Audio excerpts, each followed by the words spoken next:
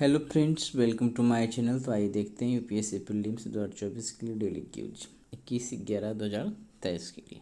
ठीक है, तो आइए देखते हैं आज का पहला क्वेश्चन। तो जो हमारे चैनल पर नए हैं, चैनल को सब्सक्राइब जरूर कर ले ताकि आपको नोटिफिकेशन जो है मिलता रहे। तो देखते हैं आज का पहला क्वेश्चन। गोल्डन गेट घोषणा सदस्य अर्थव्यवस्थाओं के लिए एक लचीला और टिकाऊ भविष्य बनाने की प्रतिबद्धता को रेखांकित करती है। इसे हाल ही में निम्नलिखित में से किसके निष्कर्ष पर अपनाया गया था? ठीक है, तो ध्यान देना है, आंसर होगा ऑप्शन बी, एशिया प्रशांत आर्थिक सहयोग शिखर सम्मेलन। ठीक है ना, ऑप्शन बी करेक्ट हो जाएगा।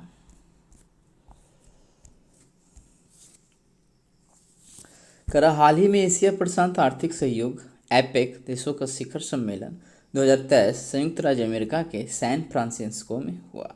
एपीसी 2023 शिखर सम्मेलन का विषय सभी के लिए एक लचीला और टिकाऊ भविष्य बनाना है।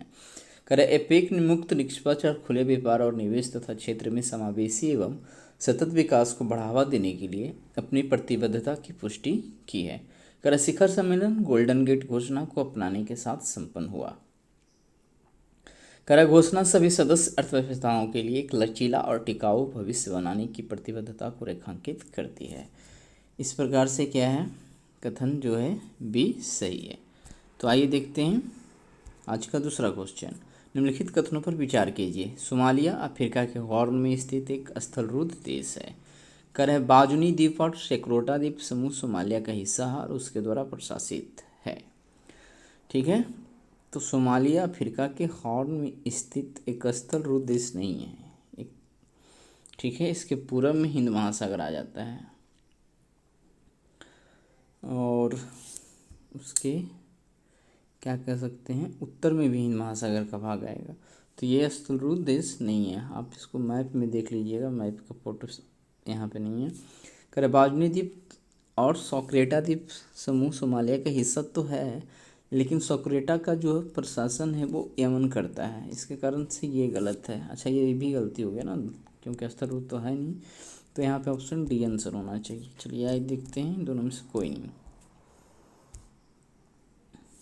सोमालिया अफ्रीका के हॉर्न में स्थित है, जिसकी सीमा उत्तर में अदन की खाड़ी में, पूरब में हिंद महासागर, पश्चिम में केनिया और इथोपिया तथा उत्तर पश्चिम में जिबूती से लगती है। अतः कथन एक सही नहीं है।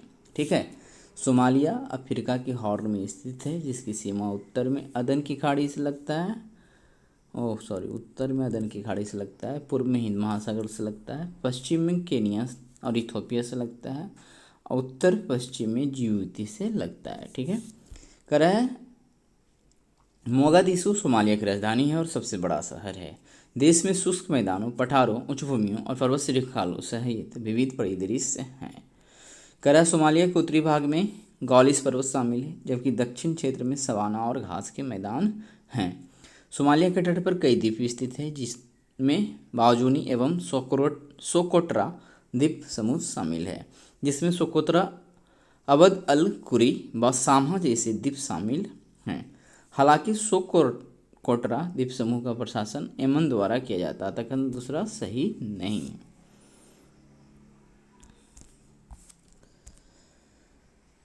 निम्नलिखित कथनों पर विचार कीजिए।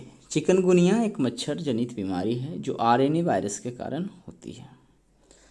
फिर है, तो ये तो लग रहा है सही है। चिकनगुनिया की पहचान 1970 के दशक की शुरुआत में गाम्बिया में की गई थी।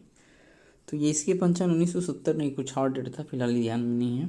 चिकनगुनिया को ठीक करने के लिए जीका प्यूरिफाइड इनएक्टिवेटेड टीका GPIV का उपयोग किया जाता है।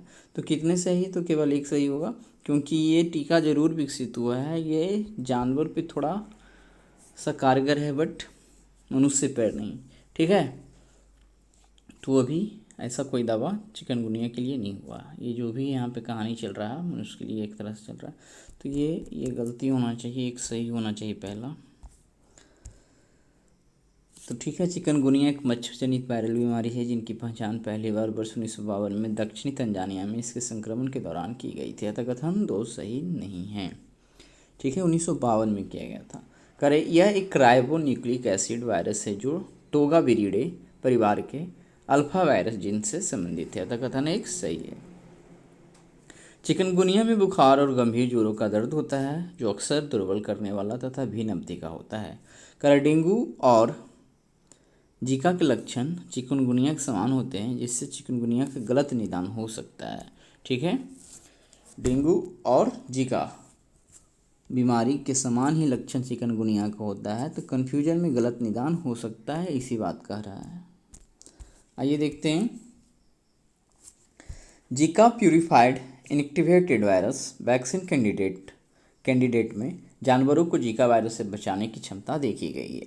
वर्तमान में चिकनगुनिया का कोई इलाज नहीं है। रोग सूचक राहत ही प्राथमिक उपाय है। उपचार में दर्दनाशक दवाओं, ज्वरनाशक दवाओं, आराम और पर्याप्त तरल पदार्थ का सेवन शामिल है। अतः कथन 3 सही नहीं है। हाल ही में संयुक्त राज्य अमेरिका में खाद्य एवं औषधि प्रशासन ने चिकनगुनिया के लिए विश्व के पहले टीके को मंजूरी दी। इसने नए टीके का नाम है जो क्या पढ़ सकते हैं, एक्सटिक रखा है। आइए देखते हैं अगला क्वेश्चन। केंद्र राज्य संबंधों के बारे में निम्नलिखित कथनों पर विचार कीजिए। तो यहाँ पे पहला कथन है कि संविधान केंद्र तथा राज्यों के बीच विधायी अधिकारों को 3 हिस्सों में बांटने का प्रावधान करता है। ठीक है, तो पहला कथन तो सही है। कितने कथन है सही है, ढूंढना है। कह संसद एवं राज्य विधानमंडल दोनों समवर्ती सूचियों में, अच्छा संसद एवं राज्य विधानमंडल दोनों, ये दोनों के लिए आया है, समवर्ती सूची में शामिल किसी भी मामलों के संबंध में कानून बना सकते हैं। करें बाकी बचे विषयों के संबंध में कानून बनाने की शक्ति राज्यों के अंतर्गत आती है। ये तो केंद्र के अंतर्गत आता है ना, इसलिए तीसरा तो गलती हो रहा है, केवल 2 ऑप्शन भी करेक्ट हो जाएगा। चलिए आगे देखते हैं। केंद्र राज्य संबंध। भारतीय संविधान केंद्र तथा राज्यों के बीच 7वीं अनुसूची में विधायी अधिकारों को 3 हिस्सों में बांटने का प्रावधान करता है, अर्थात सूची 1 संघ सूची, सूची 2 राज्य सूची एवं सूची 3 समवर्ती सूची। अतः कथन 1 सही है। आगे देखते हैं। संसद तथा राज्य विधानमंडल दोनों समवर्ती सूची में शामिल किसी भी मामले में कानून बना सकते हैं। इस सूची में वर्तमान में 52 विषय, मूल रूप से 473 विषय हैं, जैसे आपराधिक कानून एवं प्रक्रिया, नागरिक प्रक्रिया, विवाह एवं तलाक, जनसंख्या नियंत्रण व परिवार नियोजन, बिजली, श्रम कल्याण, आर्थिक तथा सामाजिक नियोजन, औषधि, समाचार पत्र, किताबें और प्रिंटिंग प्रेस इत्यादि है। अतः कथन 2 सही है। कर बाकी बचे विषयों अर्थात वे मामले जो 3 सूचियों में से किसी में भी शामिल नहीं है के संबंध में कानून बनाने की शक्ति संसद की अधिकारिता में निहित है। कानून की इस संबंध शक्ति में विशिष्ट कर लगाने की शक्ति भी शामिल है। अतः कथन तीसरा सही नहीं है। विश्व मौसम विज्ञान संगठन, ठीक है, वर्ल्ड मेट्रोलॉजिकल ऑर्गेनाइजेशन के संदर्भ में निम्नलिखित कथनों पर विचार कीजिए। तो WMO एक संयुक्त राष्ट्र विशिष्ट एजेंसी है जो पृथ्वी के वायुमंडल, अच्छा कितने सही है ये ढूंढना है, रुक जाइए यहाँ पे ध्यान देना है। कारण WMO एक संयुक्त राष्ट्र विशिष्ट एजेंसी है जो पृथ्वी के वायुमंडल, इसकी परस्पर क्रिया, मौसम, जलवायु और जल संसाधन वितरण के संबंध में वैश्विक सहयोग एवं समन्वय पर ध्यान केंद्रित करती है। ठीक है, तो पहला कथन तो सही है। भारत को अभी भी WMO का सदस्य बनना बाकी है, नहीं इसका सदस्य भारत है। ठीक है, तो ये तो गलत हो जाएगा, ये सही है, तो केवल 1 हो जाएगा, ऑप्शन 1 करेक्ट हो जाएगा। विश्व मौसम विज्ञान संगठन का संयुक्त राष्ट्र की एक विशेष एजेंसी के रूप में WMO पृथ्वी के वायुमंडल की स्थिति और व्यवहार, भूमि तथा महासागरों को लेकर इसकी वार्ता, इससे उत्पन्न होने वाले मौसम व जलवायु एवं इसके परिणाम स्वरूप जल संसाधनों के वितरण पर अंतर्राष्ट्रीय सहयोग और समन्वय के लिए समर्पित है। कथन 1 सही है। WMO 192 सदस्य राज्यों और क्षेत्रों की सदस्यता वाला एक अंतर सरकारी संगठन है। भारत भी WMO का सदस्य है, अतः कथन दूसरा सही नहीं था। ठीक है, आगे देखते हैं। राज्यपाल की न्यायिक शक्तियों के संदर्भ में निम्नलिखित कथनों पर विचार कीजिए। वह मृत्युदंड को क्षमा, विराम, छूट, निलंबित, परिहार या कम कर सकता है। वह राज्य कानून के खिलाफ अपराध के लिए दोषी ठहराए गए किसी भी व्यक्ति की सजा को क्षमा, विराम, छूट, निलंबित या परिहार या कम कर सकता है। तो यहाँ पे सही नहीं है, ढूंढना है। तो सबसे पहले ध्यान देना है कि राज्यपाल जो है वो मृत्युदंड को क्षमा नहीं कर सकता है, इसीलिए क्या है क्या हो जाएगा, पहला गलत हो जाएगा। कर वह राज्य कानून के खिलाफ अपराध के लिए दोषी ठहराया गया किसी व्यक्ति की सजा को क्षमा, विराम, छूट, निलंबित, परिहार या कम कर सकता है, तो ये सही होगा, केवल 2 सही होना चाहिए। सॉरी, कितनी गलती है ना, तो गलती के अनुसार तो ऑप्शन क्या हो जाएगा, ए, ठीक है ना। गलत तो ऑप्शन ए है, इसीलिए ये होगा, ठीक है, ऑप्शन ए, क्योंकि सही नहीं है वही ढूंढना है।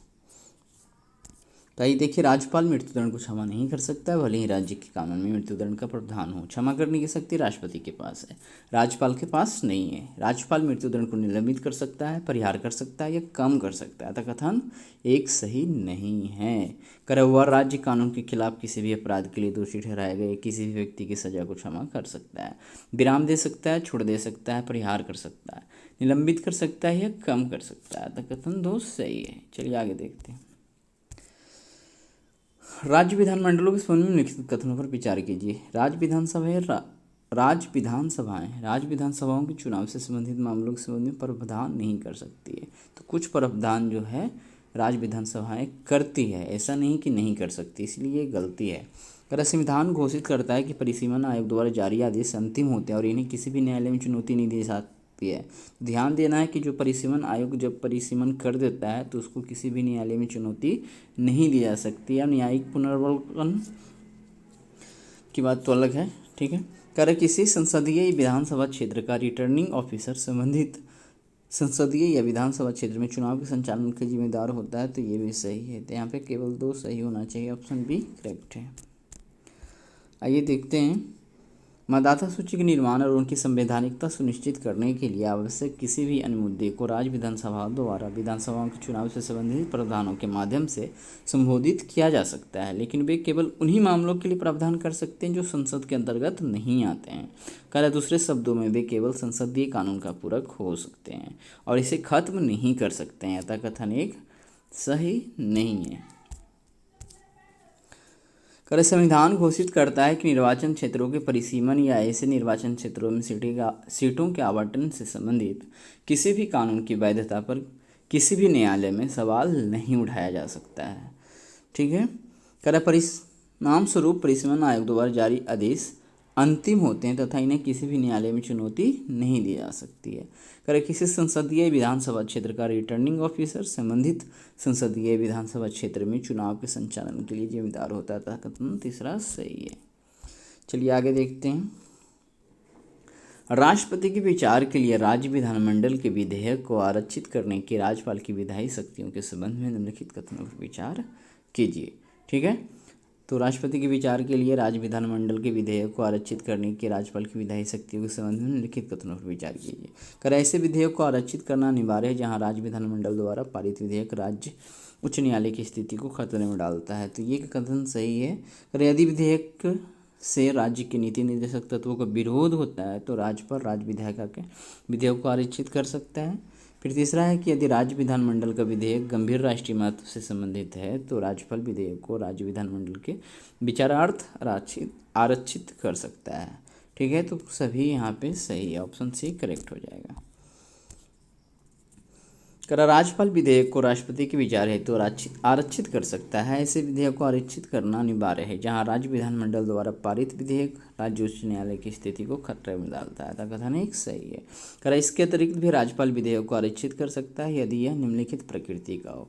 संविधान के उपबंधों के खिलाफ हो, नीति निर्देशक तत्वों का विरोध कर रहा हो, देश के व्यापक हित के खिलाफ हो, गंभीर राष्ट्रीय महत्व से रिलेटेड हो, संविधान के अनुच्छेद 31A के तहत संपत्ति के अनिवार्य अधिग्रहण से संबंधित हो, ठीक है, तो भी विचारार्थ भेजा जाता है राष्ट्रपति को। निम्नलिखित कथनों पर विचार कीजिए। कथन 1, वर्ष 1991 में सियोल घोषणा ने एशिया प्रशांत आर्थिक सहयोग के प्राथमिक उद्देश्य के रूप में प्रशांत क्षेत्र के आसपास एक उदारीकृत मुक्त व्यापार क्षेत्र की स्थापना को चिन्हित किया है। फिर कह रहा है एपेक में भारत की रुचि, इसकी भौगोलिक स्थिति, अर्थव्यवस्था के संभावित आकार एवं एशिया प्रशांत के साथ इसके व्यापार संबंधों पर आधारित है। तो स्वतंत्र रूप से क्या है, दोनों कथन जो है सही तो है, लेकिन क्या कथन 1 और 2 सही है तथा कथन 2 कथन 1 की सही व्याख्या कर रहा है तो नहीं कर रहा, तो ऑप्शन बी हो जाएगा। आइए देख लेते हैं। कह रहा है वर्ष 1991 की सियोल घोषणा में एशिया प्रशांत आर्थिक सहयोग के प्राथमिक उद्देश्य के रूप में प्रशांत क्षेत्र के आसपास एक उदारीकृत मुक्त व्यापार क्षेत्र की स्थापना को चिन्हित किया गया है। अतः कथन एक सही है। कह रहा है एपेक में भारत की रुचि, इसकी भौगोलिक स्थिति, अर्थव्यवस्था की संभावितता और एशिया प्रशांत के साथ इसके व्यापार संबंधों पर आधारित है। अतः कथन दूसरा सही है। आइए देखते हैं अगला क्वेश्चन। कह रहा भारत न्यूकार असेसमेंट प्रोग्राम के संबंध में निम्नलिखित कथनों पर विचार कीजिए। कह रहे इस स्वदेशी स्टार रेटिंग प्रणाली का उद्देश्य किसी भी प्रकार की टकराव की स्थिति में वाहनों की सुरक्षा प्रणाली का मूल्यांकन करना है। कह रहा यह कार्यक्रम उन यात्री वाहनों पर लागू है जिनमें चालक की सीट के अतिरिक्त 8 से अधिक सीटें नहीं होगी।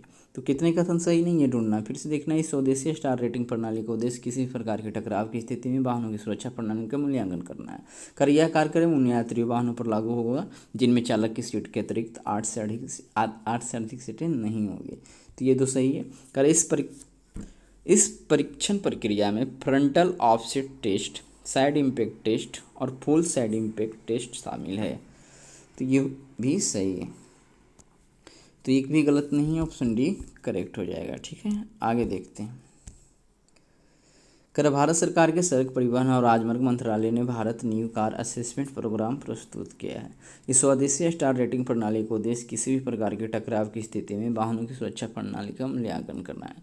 तो कथन एक सही है। कर यह कार्यक्रम उन यात्री वाहनों पर लागू होता है जिनमें चालक की सीट के अतिरिक्त 8 से अधिक सीटें नहीं होती है और वाहन का कुल वजन 3500 किलोग्राम से अधिक नहीं होता है। तो कथन दूसरा सही है।